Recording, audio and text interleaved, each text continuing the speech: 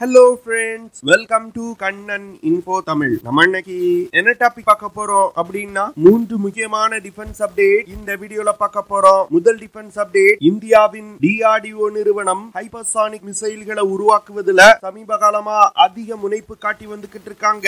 அந்த வகையில hypersonic glide வெஹிக்கிள்களை உருவாக்குவதற்கு ஒரு முக்கியமான திட்டத்தை கையில் எடுக்க இருப்பதா செய்திகள் வெளிவந்திருக்கு.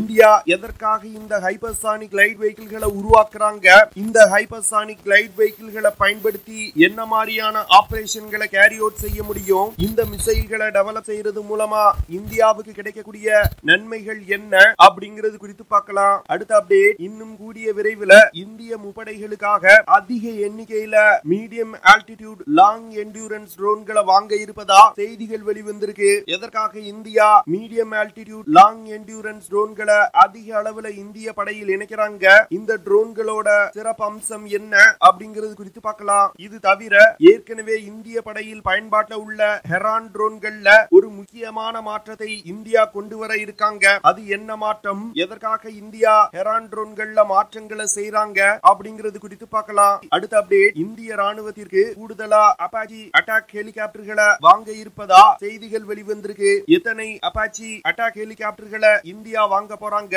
இந்த ஹெலிகாப்டர்களோட சிறப்பு அம்சங்கள் மற்றும் செயல்திறன் என்ன அப்படிங்கிறது குறித்து நம்ம டீடைலா இந்த வீடியோல பார்க்கலாம். நம்ம சேனல்ல டிஃபென்ஸ் மற்றும் ஜியோபாலிட்டிக்ஸ் சம்பந்தமா தினம் ஒரு வீடியோ பப்ளிஷ் பண்ணிட்டு இருக்கோம். உங்களுக்கு நம்ம சேனல்ல பப்ளிஷ் பண்ணக்கூடிய வீடியோஸ் பிடிச்சிருந்துச்சுன்னா சேனலை சப்ஸ்கிரைப் பண்ணி சப்போர்ட் பண்ணுங்க. நீங்க பண்ற ஒவ்வொரு சப்ஸ்கிரிப்ஷனும் எனக்கு அடுத்தடுத்த வீடியோஸ் போடுறதுக்கு ஒரு மோட்டிவேஷனா இருக்கும். தற்போது நடந்து வரும் உக்ரைன் ரஷ்யா போர்ல தான் முதல்ல ஒரு ஹைப்பர்சானிக் மிசைலை பயன்படுத்தி தாக்குதல் நடத்தப்பட்டது. வரும் காலத்துல இந்த ஹைப்பர்சானிக் மிசைல்கள் யுத்தக்களத்தின் போக்கையே மாற்றி அமைக்க போகுது. இதனால உலகின் பல நாடுகள் ஹைப்பர்சானிக் மிசைல்களை உருவாக்குவதற்கு போட்டி போட்டு வந்துகிட்டு இருக்காங்க. தற்போதைய நிலையில ரஷ்யா மற்றும் சீனா ஹைப்பர்சானிக் மிசைல்களை உருவாக்குறதுல ஒரு முன்னேறிய நிலையில இருக்காங்க. குறிப்பா ரஷ்யா ஹைப்பர்சானிக் மிசைல்களை தன்னுடைய முப்படைகளையும் இணைச்சிருக்காங்க. அதுவே சீனாவை எடுத்துக்கிட்டீங்கன்னா சீனாவிடமும் ஹைப்பர்சானிக் மிசைல்கள் இருக்கு. குறிப்பா சொல்லணும் அப்படின்னா DF-ZF அப்படிங்கிற ஒரு ஹைப்பர்சானிக் கிளைட் வெஹிக்கிளை சீனா வெற்றிகரமா டெவலப் செய்து தன்னுடைய படையில் இணைச்சிருக்காங்க.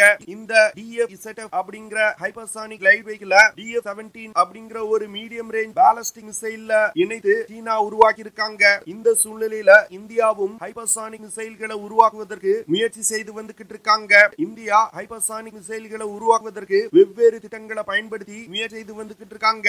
இந்தியா ரஷ்யாவுடன் இணைந்து பிரம்மோஸ் 2 அப்படிங்கிற ஒரு ஹைப்பர்சானிக் மிசைலை உருவாக்குவதற்கு முயற்சி செய்து வந்துகிட்டு இருக்காங்க. பிரம்மோஸ் 2 ஹைப்பர்சானிக் மிசைல 2028 வருடத்துக்குள் டெவலப் செய்து முடிப்பதற்கு இந்தியாவும் ரஷ்யாவும் முயற்சி செய்து வந்துகிட்டு இருக்காங்க. இது தவிர இந்தியா ஹைப்பர்சானிக் க்ரூஸ் மிசைல்களை உருவாக்குவதற்கு HSTDV அப்படிங்கிற ஹைப்பர்சானிக் டெக்னிக்கல் டெமான்ஸ்ட்ரேட்டிவ் வெஹிக்கிள் அப்படிங்கிற திட்டத்தை 2020 முதல்ல செயல்படுத்தினாங்க. இந்த HSTDV திட்டத்தின் மூலமா இந்தியா வெற்றிகரமா ஒரு ஸ்கிராம்ஜெட் இன்ஜினை சோதனை செஞ்சாங்க. இந்த ஸ்கிராம்ஜெட் இன்ஜின் 23 செகண்ட் இயக்கப்பட்டது. அந்த 23 செகண்ட்ல மாக் 6 அப்படிங்கிற வேகத்துல இந்த HSTDV வெஹிக்கிள் டிராவல் செஞ்சிருக்கு. அதாவது ஹைப்பர்சானிக் மிசைல் டெவலப்மெண்ட்ல இந்த ஸ்கிராம்ஜெட் இன்ஜின் தொழில்நுட்பம் மிகவும் முக்கியமானது. இந்த HSTDV தொழில்நுட்பத்தை உலகின் வெகு சில நாடுகள் தான் டெவலப் செஞ்சிருக்காங்க.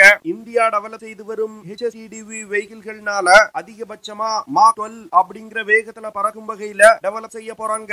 இந்த HSTDV வெஹிக்கிளை டெவலப் செய்யறதுக்கு ரஷ்யா பெருமளவுல இந்தியாவுக்கு உதவி செஞ்சிருக்காங்க. இந்த HSTDV வெஹிக்கிள் ஒரு ஹைப்பர்சானிக் க்ரூஸ் மிசைலோட மினியேச்சர் வெர்ஷன். ஃபியூச்சர்ல ஒரு முழு அளவு கொண்ட ஹைப்பர்சானிக் க்ரூஸ் மிசைல இந்த HSTDV திட்டத்தின் மூலமா கிடைக்கப்பட்ட தரவுகளை பயன்படுத்தி இந்தியா டெவலப் செய்ய போறாங்க. இந்த சூழ்நிலையில ஹைப்பர்சானிக் கிளைட் வெஹிக்கிள்களை டெவலப் செய்யறதுக்கு ப்ராஜெக்ட் அவானி அப்படிங்கிற திட்டத்தை இந்தியா செயல்படுத்தி வந்துகிட்டு இருக்காங்க. இந்த ஹைப்பர்சானிக் கிளைட் வெஹிக்கிள் தொழில்நுட்பம் ஹைப்பர்சானிக் மிசைல் டெக்னாலஜில மிகவும் ஒரு காம்ப்ளிகேட்டடான தொழில்நுட்பம் கொண்டது. அதாவது இந்த ஹைப்பர்சானிக் கிளைட் வெஹிக்கிள்ல எந்த ஒரு ப்ரொபல்ஷன் சிஸ்டமும் கிடையாது. அந்த கிளைட் வெஹிக்கிள்ல இருக்கக்கூடிய ஏரோடைனமிக்ஸ் ப்ராப்பர்ட்டி மூலமாகவே கிளைட் வெஹிக்கிளை ஹைப்பர்சானிக் வேகத்துல பறக்க வைக்க முடியும். இந்த ஹைப்பர்சானிக் கிளைட் வெஹிக்கிளை இந்தியா வெற்றிகரமா டெவலப் செஞ்சாங்கன்னா இந்த மிசைல்களை எந்த ஒரு ஏர் டிஃபென்ஸ் சிஸ்டத்தாலும் இன்டர்செப்ட் செய்ய முடியாது. ஏன்னா சாதாரண மிசைல்கள் போல அல்லாமல் இந்த ஹைப்பர்சானிக் கிளைட் வெஹிக்கிள்கள் வெவ்வேறு திசைகள்ல பறந்து கொண்டிருக்கும். அதனால இந்த ஹைப்பர்சானிக் கிளைட் வெஹிக்கிள்களை ஏர் டிஃபென்ஸ் சிஸ்டத்துல உள்ள இன்டர்செப்டார் மிசைலை பயன்படுத்தி தாக்கி அழிக்க முடியாது. இந்தியா இந்த ப்ராஜெக்ட் தவானி திட்டத்தின் மூலமா ஹைப்பர்சானிக் லைட் வெஹிக்கிள்களை அதிவேகமா டெவலப் செய்து வந்து கொண்டிருப்பதா செய்திகள் வெளிவந்திருக்கு. ஹைப்பர்சானிக் டெக்னாலஜி வரும் காலத்துல பெருமளவுல ராணுவம் மற்றும் ஸ்பேஸ் எக்ஸ்ப்ளோரேஷன்ல பயன்படுத்தப்படும். அதனால இந்த தொழில்நுட்பத்தை இந்தியா டெவலப் செய்யாம விட்டாங்கன்னா வரும் காலத்துல ராணுவம் மற்றும் ஸ்பேஸ் எக்ஸ்ப்ளோரேஷன்ல இந்தியா மிகப்பெரிய பின்னடைவை சந்திக்க வேண்டியது இருக்கும். இதன் காரணமா தான் இந்தியா ஹைப்பர்சானிக் டெக்னாலஜியை டெவலப் செய்யறதுக்கு தற்போது அதிக முனைப்பு காட்டி வந்துகிட்டு இருக்காங்க. அடுத்த அப்டேட், சமீபத்தில் நடந்து வரும் போர்கள்ல ட்ரோன்களோட பங்களிப்பு மிகப்பெரிய அளவுல இருக்கு. இதனால இந்தியா தன்னுடைய ட்ரோன் படையை வலிமைப்படுத்துவதற்கு பல்வேறு திட்டங்களை செயல்படுத்தி வந்துகிட்டு இருக்காங்க. இந்த சூழ்நிலையில இந்திய முப்படைகளுக்காக 155 மீடியம் ஆல்டிடியூட் லாங் என்டியூரன்ஸ் ட்ரோன்களை வாங்க இருப்பதா செய்திகள் வெளிவந்திருக்கு. சில வருடங்களுக்கு முன்பு இந்திய முப்படைகளுக்கு எத்தனை மேல் கிளாஸ் யுஏஇகள் தேவை அப்படின்னு ஒரு ஸ்டடி நடத்தப்பட்டது. அந்த ஸ்டடியில 97 யுஏஇகள் இருந்தா போதும் அப்படின்னு சொல்லப்பட்டது. ஆனா தற்போது அந்த எண்ணிக்கை 155 உயர்த்தப்பட்டிருக்கு. ஏன்னா சமீப காலங்கள்ல மீடியம் ஆல்டிடியூட் லாங் என்டியூரன்ஸ் ட்ரோன்களோட பயன்பாடு யுத்த களங்கள்ல பெருமளவுல இருக்கு. குறிப்பா இந்த வகை ட்ரோன்களை பயன்படுத்தி தன்னுடைய ஏரியல் சர்வேலன்ஸ் கேப்பபிலிட்டிய இந்தியா மாடர்னைஸ் செய்ய போறாங்க. இந்த 155 மெயில் கிளாஸ் யுஏஇகளை இந்திய நிறுவனங்களிடமிருந்து வாங்குவதற்கு இந்தியா திட்டமிட்டிருக்காங்க. இந்த மெயில் கிளாஸ் யுஏஇகளை சப்ளை செய்வதற்கு பல நிறுவனங்கள் போட்டி போடும். குறிப்பா டாப்பஸ், ஆர்ச்சர் என்ஜி மற்றும் திருஷ்டி 10 அப்படிங்கிற மெயில் கிளாஸ் யுஏஇகள் போட்டி போடும். இந்த திருஷ்டி 10 யுஏஇ இஸ்ரேல் நாட்டின் ஹெரான் 900 யுஏஇயோட தொழில்நுட்பத்தை வாங்கி அதானி நிறுவனத்தால் இந்தியாவிலே உருவாக்கப்பட்ட ட்ரோன்கள். அதனால இந்திய முப்படைகளுக்கு இந்த மெயில் கிளாஸ் யுஏஇகளை சப்ளை செய்வதற்கு பல நிறுவனங்கள் போட்டி போடுறாங்க. சமீப காலமா சீனா மற்றும் பாகிஸ்தான் தங்களுடைய ட்ரோன் படையணிய மிகப்பெரிய அளவுல விரிவுபடுத்தி இருக்காங்க. அதனால சீனா மற்றும் பாகிஸ்தானை கவுண்டர் செய்வதற்கு இந்தியா தன்னுடைய ட்ரோன் படையணியை விரிவுபடுத்த வேண்டிய கட்டாயத்தில் இருக்காங்க. இதன் காரணமாக தான் அமெரிக்காவிடமிருந்து 31 MQ-9B ட்ரோன்களை இந்தியா வாங்க போறாங்க. இந்த 31 MQ-9B ட்ரோன்கள்ல 15 சி கார்டியன் ட்ரோன்கள் இந்திய கடற்படைக்காக வாங்கப்பட உள்ளது. மீதமுள்ள 16 ட்ரோன்கள் சி கார்டியன் ட்ரோன்கள் இந்திய விமானப்படை மற்றும் தரைப்படைக்கு தலா 8 ட்ரோன்களை பிரித்து கொடுக்க போறாங்க. இந்த 31 ட்ரோன்களும் மிகப்பெரிய பொருள் செலவுல இந்தியா வாங்க போறாங்க. சில நாட்களுக்கு முன்பு இந்தியால வச்சு நடந்த G20 மாநாட்டுல இந்த ட்ரோன்கள் விற்பனை தொடர்பா இந்தியா மற்றும் அமெரிக்காவுக்கு இடையே பேச்சுவார்த்தை நடத்தப்பட்டிருக்கு. இதனை தொடர்ந்து இந்திய அரசாங்கம் லெட்டர் ஃபார் ரெக்வெஸ்ட் அமெரிக்க அரசாங்கத்திடம் கொடுத்திருக்காங்க. இன்னும் கூடிய விரைவில் அமெரிக்கா இந்தியாவுக்கு இந்த ட்ரோன்களை விற்பனை செய்வாங்க அப்படின்னு எதிர்பார்க்கப்படுது. இந்தியா வாங்க உள்ள 31 MQ-9 ட்ரோன்களும் ஹை ஆல்டிடியூட் லாங் என்டியூரன்ஸ் ட்ரோன்கள். இதனை தொடர்ந்து ஏற்கனவே இந்திய படையில் பயன்பாட்டில் உள்ள ஹெரான் ட்ரோன்களை அப்கிரேட் செய்வதற்கு இந்தியா திட்டமிட்டிருக்காங்க. இந்த ஹெரான் ட்ரோன்கள்ல ஆயுதங்கள் கிடையாது. தற்போது இந்தியா இந்த ட்ரோன்கள்ல ஆயுதங்களை இணைப்பதற்கு திட்டமிட்டிருக்காங்க.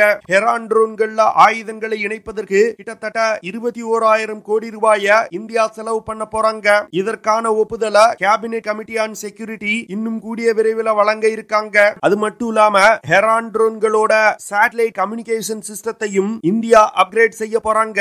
இந்த 2 அப்கிரேட்கள் மூலமா ஹெரான் ட்ரோன்களோட செயல்திறன்ல மிகப்பெரிய முன்னேற்றம் ஏற்படும் அப்படின்னு டிஃபென்ஸ் எக்ஸ்பர்ட் சொல்றாங்க.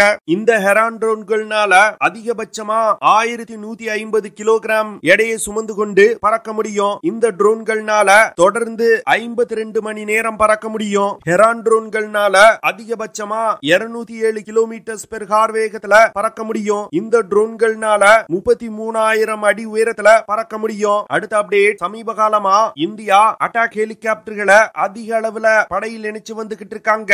அந்த வகையில பிரசாந்த் அட்டாக் ஹெலிகாப்டரை இந்தியா உள்நாட்டிலே டெவலப் செஞ்சிருக்காங்க. முதற்கட்டமா 15 ஹெலிகாப்டர்கள் இந்திய படையில் இணைக்கப்பட்டிருக்கு. இந்த சூழ்நிலையில ராணுவம் மற்றும் விமானப்படைக்கு 156 லைட் காம்பாக்ட் ஹெலிகாப்டர்களை வாங்க இருப்பதா செய்திகள் வெளிவந்திருக்கு. கிட்டத்தட்ட 45,000 கோடி ரூபாய் செலவுல இந்த ஹெலிகாப்டர்கள் வாங்கப்பட உள்ளது. இந்த 156 ஹெலிகாப்டர்கள்ல 90 ஹெலிகாப்டர்கள் இந்திய தரைப்படைக்கு கொடுக்கப்பட உள்ளது. மீதமுள்ள 66 ஹெலிகாப்டர்கள் இந்திய விமானப்படைக்கு கொடுக்க போறாங்க. பிரசாந்த் லைட் காம்பாக்ட் ஹெலிகாப்டர்களுக்கு முன்பு 2015ல இந்தியா அமெரிக்காவிடமிருந்து 39 AH-64 அப்பாச்சி அட்டாக் ஹெலிகாப்டர்களை வாங்குவதற்கு ஒரு மிகப்பெரிய ஒப்பந்தத்துல கையெழுத்திட்டு இருந்தாங்க. இதனை தொடர்ந்து தற்போது வரைக்கும் 22 AH-64 அப்பாச்சி ஹெலிகாப்டர்கள் இந்திய விமானப்படையில இணைக்கப்பட்டிருக்கு. இந்த சூழ்நிலையில இனி அமெரிக்கா சப்ளை செய்ய உள்ள அப்பாச்சி ஹெலிகாப்டர்களை இந்திய தரைப்படையில் இணைப்பதற்கு திட்டமிடப்பட்டிருக்கு. அது மட்டும் இல்லாம இன்னும் கூடுதலா இந்திய தரைப்படைக்கு 6 அப்பாச்சி ஹெலிகாப்டர்கள் தேவை அப்படின்னு கோரிக்கை வைக்கப்பட்டிருக்கு. இந்த கோரிக்கைக்கு இன்னும் கூடிய விரைவில் ஒப்புதல் கொடுக்கப்படும் அப்படின்னு எதிர்பார்க்கப்படுது. இந்திய ராணுவம் பல வருடங்களா தங்களுக்கு அட்டாக் ஹெலிகாப்டர்கள் தனியாக தேவை அப்படின்னு கோரிக்கை வச்சு வந்துகிட்டு இருக்காங்க. அதாவது ஆர்மி ஏவியேஷன் பிரிகேடுக்கு அட்டாக் ஹெலிகாப்டர்கள் தேவை அப்படின்னு அவங்க சொல்லி வந்துகிட்டு இருக்காங்க. இதன் காரணமா தான் கூடுதலா 6 அப்பாச்சி ஹெலிகாப்டர்களை வாங்குவதற்கு கோரிக்கை வச்சிருக்காங்க. அமெரிக்காவின் போயிங் நிறுவனத்தால் உருவாக்கப்பட்ட இந்த அப்பாச்சி அட்டாக் ஹெலிகாப்டர்கள் உலகின் தலை சிறந்த அட்டாக் ஹெலிகாப்டர்கள்ல ஒன்று. இந்த ஹெலிகாப்டர்கள்னால அதிகபட்சமா 10,400 கிலோகிராம் எடையை சுமந்து கொண்டு பறக்க முடியும். இந்த அப்பாச்சி ஹெலிகாப்டர்கள்னால தொடர்ந்து 476 கிலோமீட்டர் தூரம் வரைக்கும் பறக்க முடியும். அது மட்டும் இல்லாம இந்த ஹெலிகாப்டர்னால 290 கிலோமீட்டர் பெர் ஹார் வேகத்துல பறக்க முடியும். அப்பாச்சி ஹெலிகாப்டர்ல Hydra 70 rockets, AGM-114 Hellfire missiles, air to air Stinger missiles, AGM-65 Maverick air to ground missile, Spike missile போன்ற பல்வேறு விதமான ஆயுதங்கள் இணைக்கப்பட்டிருக்கு. இதன் காரணமாக தான் இந்திய ராணுவம் தங்களுக்கு கூடுதலா அப்பாச்சி ஹெலிகாப்டர்கள் தேவை அப்படின்னு கோரிக்கை வச்சிருக்காங்க. ஓகே ஃப்ரெண்ட்ஸ், நம்ம வீடியோவோட நிறைவு பகுதிக்கு வந்துட்டோம். இதெல்லாம் தான் நான் உங்ககிட்ட ஷேர் பண்ணணும் அப்படின்னு நினைச்ச விஷயங்கள். ஐ ஹோப் நான் ஷேர் பண்ண விஷயங்கள் உங்களுக்கு பிடிச்சிருக்கும்னு நினைக்கிறேன். அப்படி பிடிச்சிருந்துச்சுன்னா ஷேர் பண்ணுங்க, லைக் பண்ணுங்க, கமெண்ட் பண்ணுங்க. மறக்காம நம்ம சேனலுக்கு சப்ஸ்கிரைப் பண்ணுங்க. அப்படியே அந்த பெல் நோட்டிபிகேஷனை கிளிக் பண்ணி ஆல்ங்கிற ஆப்ஷனை எனேபிள் பண்ணிக்கங்க. See you in the next video. Jai Hind.